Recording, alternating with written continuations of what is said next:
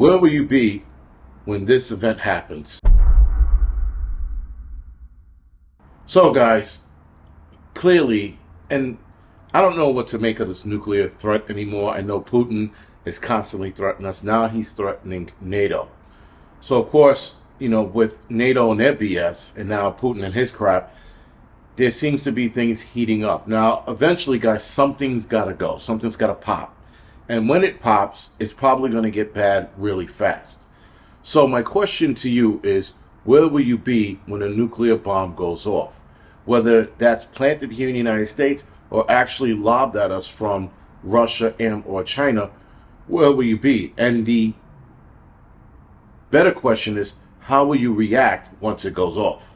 For the most part, guys, if a nuclear weapon is launched at us, it is most likely going to be during the day, during the high point of the day, depending on where they hit. So obviously, if they're hitting a military base, it doesn't matter what time of the day they hit it. But if they're looking to also hit cities, they're going to hit the peak of the city's traffic, which is normally in the afternoon. Rush hour would make it better. Going home and or coming in would be the better two times. And then the peak of everyone being in the city is around noon, 1 o'clock. Again, depends on what city, and that's usually in the business districts of those cities. So again, it depends on what time of day. Will it happen at night? That's a rarity because you're not going to get a lot of people unless you hit residential neighborhoods. Now, with New York City, you could pretty much hit anywhere and you're going to hit a residential neighborhood and you're going to have a lot of casualties, especially if they use their biggest yield nuke. Russia and or China use their biggest yield nukes to create maximum damage. Now, if it happens during the day, which a lot of us are hoping that it would, you can react a lot faster than if it happens at night. At night, a lot of us preppers are going to realize what's going on. During the day, we're really going to recognize what's going on. Whereas the average person is going to sit there and look at the glow and go, oh shit, and then burn their fucking eye sockets out, right? But the problem, not the problem, I think the gift of being a prepper is that we are able to identify situations a lot faster and at least come to that conclusion and then do more research leading us to that conclusion or finding out what the actual problem is. Like if your lights went out all of a sudden, a lot of us are not going to automatically think blackout. I mean, EMP. We're not going to be, oh my God, it's an EMP attack. We're going to go, all right, it's a blackout. Let's go in blackout mode and start getting our shit in order. If it's an EMP, there's a lot of other things that are going to be affected and you're going to find out really quickly. And we're going to come to the conclusion, EMP before everybody else. We're not going to sit there, go hemming and hawing, oh my God, what's going on? We're already going to know. So there is a gift to actually being a prepper because we would recognize the signs of whatever disaster is headed our way and we will react accordingly. Whereas the masses, everybody else, they're going to be running around pissing their pants and carrying on and acting like lunatics. But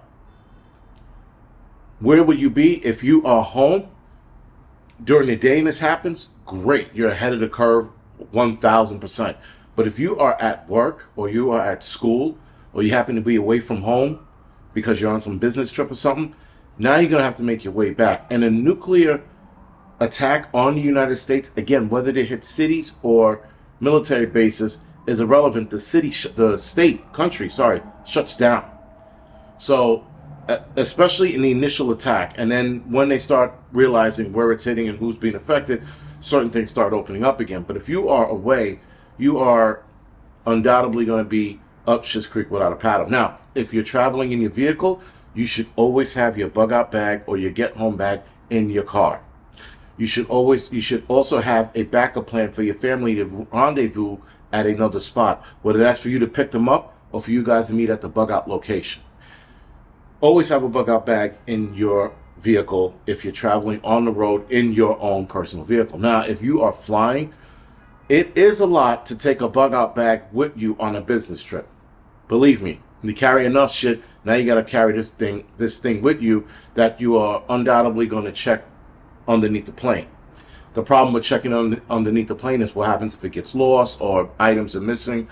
There's a lot of problems that can happen checking a bug out bag underneath, in luggage, rather, sorry. So, and a lot of us don't want to do that. I mean, when I travel with my camera gear, I never check it underneath. never, because I don't want anything missing. But a bug out bag, unfortunately, you're going to have to take that risk if you're going to want to have your bug out bag with you on every trip you go on. Again, it is a pain in the ass to carry, but nonetheless, it's better to have it and not need it than need it and not have it. And if you end up with a couple missing items because assholes stole some shit out of your bag, not the end of the world, you could possibly replace it in the city you're in. You can also mail it to you as well, but that also presents another problem because it's not with you. At least at the airport, it's there when you land, and when you get back home, it's there when you land. If you mail it to yourself, which is probably a little more expensive than you think it is, it could get lost in the mail too. So there is that problem. But you could take it with you. You got to be careful what you put in it as well. If you're going to put firearms in it, you got to check that in an entirely different process on its own, away from the bug out bag. So again, keep that in mind if you're going to do that. It's more of a headache than it's worth.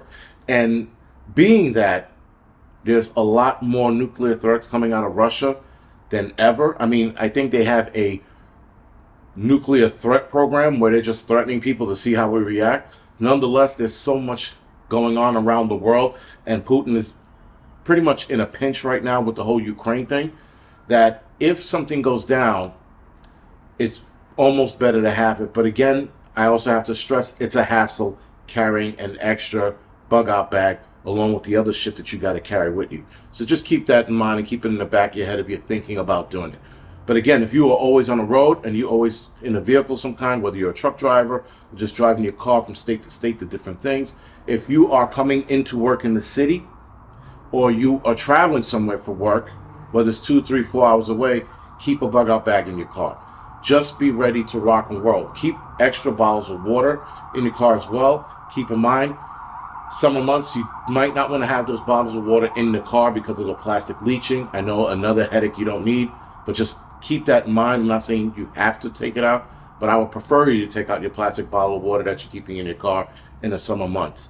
Winter months, it's not as bad. You can keep them in there. But again, guys, with everything going on, it's better to be ready to rock and roll than it is to fall flat in your face if some shit happens. And being in nuclear annihilation is not the only thing we have to worry about. We have these oddball weathers that are happening now that we're entering the fall and winter months. We're probably going to see more rainstorms, more hurricanes. And when the winter months come in, we're going to see more blizzards. And it could get bad and you could be stranded somewhere as well. So just keep your shit on you. Keep your things squared away. Make sure everything's ready to rock and roll. Make sure you know how to use it. More importantly, make sure, guys, you have the correct clothing in your bag as well. Nothing sucks more than going into your bug out bag during the wintertime and you have shorts and tank tops in there. You're going to flip the fuck out if that happens, all right?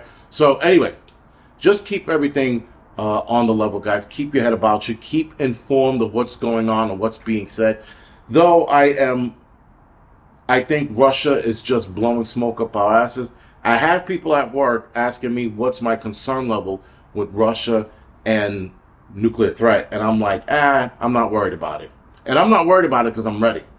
But thinking in their terms, in the normies' terms, I still wouldn't be worried about it because all he's doing is bluffing. Now, if he launches a tactical nuke in Ukraine somewhere or some other country, then things are going to get very interesting and things are going to get a lot faster, sorry.